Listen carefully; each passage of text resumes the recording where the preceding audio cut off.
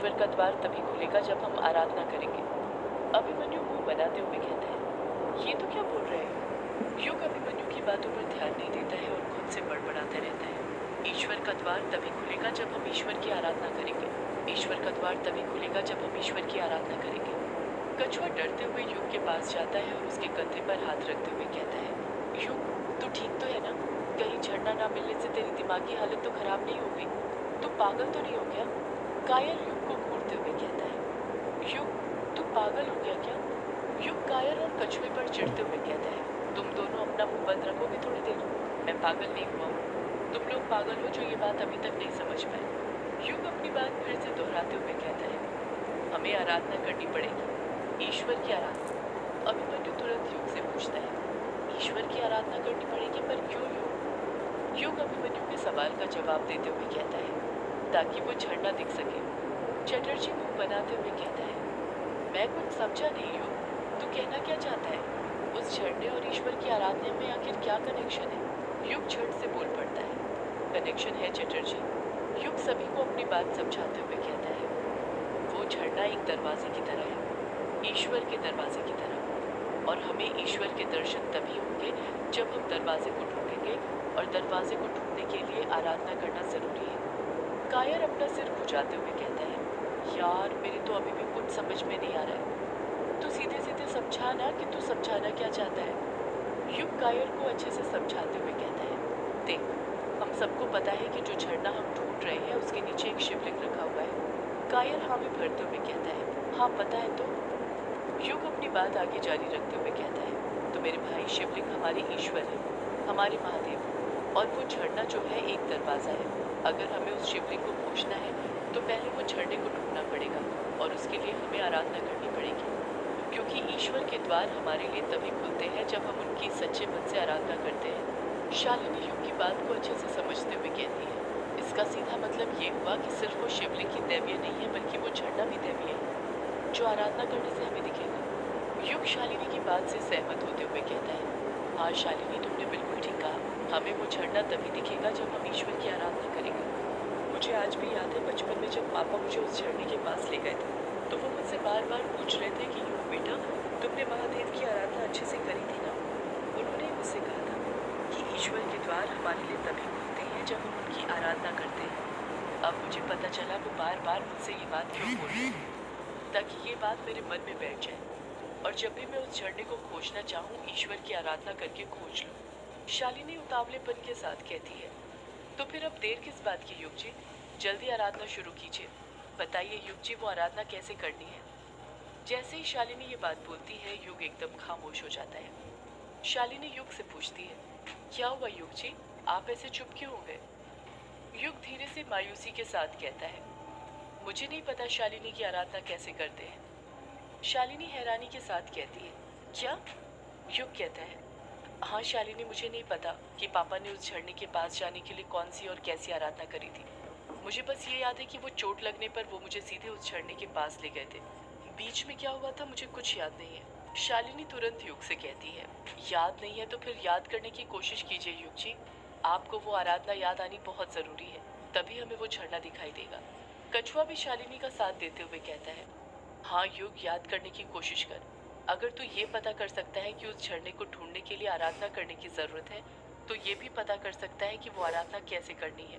Diana भी युग का हौसला बढ़ाते हुए कहती है, हाँ युग, याद करने की कोशिश करो, वो कौन सी आराधना थी, उसे कैसे करते हैं। युग अपने दिमाग पर जोर देने लग जाता है, याद करने लग जाता है कि बचपन में अनुराग ने उसे आराधना के बारे में कुछ बताया था या नहीं। युग अपने दिमाग पर जोर दे ही रहा था कि तभी उसे न जाने क्या होता है। वो अपने कदम अपराजिता के पेड़ के पास बढ़ाने लग जाता है। शालिनी हड़बड़ाहट के साथ कहती है, क्या हुआ युग जी, आपको कुछ याद आया? युग शालिनी के सवालों का कुछ जवाब नहीं देता है। वो अपराजिता के पेड़ के पास पहुंचता है और उसे बड़े नजदीक से देखने लग जाता है। उस पेड़ के मोटे से तने को अपने हाथों से साफ करने लग जाता है। कायर मन में सोचता है, ये युग तो सच में पागल हो गया है। लगता है इसे पागलपन के दौरे पड़ने लग गए हैं। युग अपराजिता के पेड़ के तने को देखते हुए कहता है, शालिनी, मुझे अपराजिता के फूल दो, जल्दी। शालिनी हड़बड़ाहट के साथ कहती है, हाँ युग जी, अभी देती हूँ। इतना कहकर शालिनी जमीन पर पड़े अपराजिता के फूल उठाने लग जाती है। जितनी फुर्ती के साथ शालिनी अपराजिता के फूल उठा रही थी, उससे साफ समझ आ रहा था कि उसे उस झरने के पास जाने की कितनी जल्दी हो रही थी। शालिनी 2 मुट्ठी भर अपराजिता के फूल बिनती है और युग को देने लग जाती है। युग उनमें से कुछ फूल को उठाता है और उनका रस निचोड़कर अपराजिता के पेड़ के मोटे तने पर लगाने लग जाता है। डायना युग को देखते हुए मन में सोचने लग जाती है, ये युग आखिर कर क्या रहा है। युग यही प्रोसेस जारी रखता है। युग फूलों का रस पेड़ के तने के बीचों बीच लगा ही रहा था कि देखते ही देखते अपराजिता के पेड़ के तने पर अपने आप कुछ लिखा हुआ नीले रंग में चमकने लग जाता है, जिसे देखकर सभी की आंखें खुली की खुली रह जाती हैं। संस्कृत में 4-5 लाइनों में खुरेद कर उस पेड़ के तने पर कुछ लिखा हुआ था जो चमक रहा था। कायर उस तने पर जो लिखा हुआ था उसे एकटक नजर से देखते हुए कहता है, ये क्या लिखा हुआ है। युग भी उन्हीं अक्षरों को देखते हुए कहता है, यही तो वो मंत्र है कायर, जिसे पढ़कर ईश्वर का द्वार खुलेगा। कछुआ कहता है, मतलब वो झरना दिखेगा। युग हामी भरते हुए कहता है, हाँ कछुआ, अब हमें बस ये मंत्र पढ़कर अपने अपने ईश्वर की सच्चे मन से आराधना करनी है। कायर युग को बीच में टोकते हुए कहता है, अपने अपने ईश्वर की आराधना करनी है मतलब। युग जवाब देता है, मतलब ये कायर कि हम में से जो भी जिस भगवान को मानता है, हमें उनका ध्यान करके ये मंत्र पढ़ना है। ये मंत्र सर्वव्यापी है।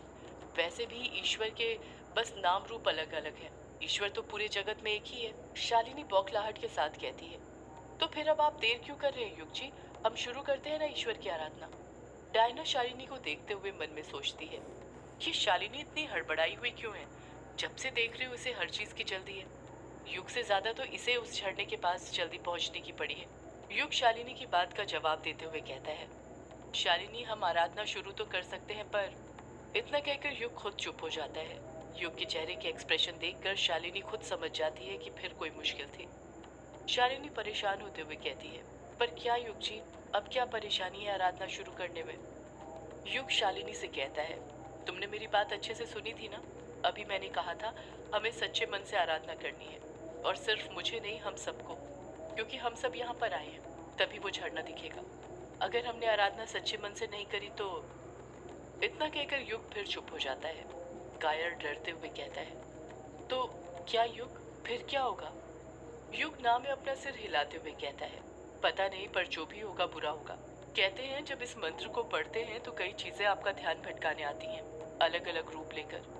कायर कांपते हुए कहता है, रूप लेकर, कैसा रूप। युग कायर को घूरते हुए कहता है, पता नहीं, पर शायद डर का रूप इतना आसान थोड़ी है, ईश्वर का द्वार ढूंढना।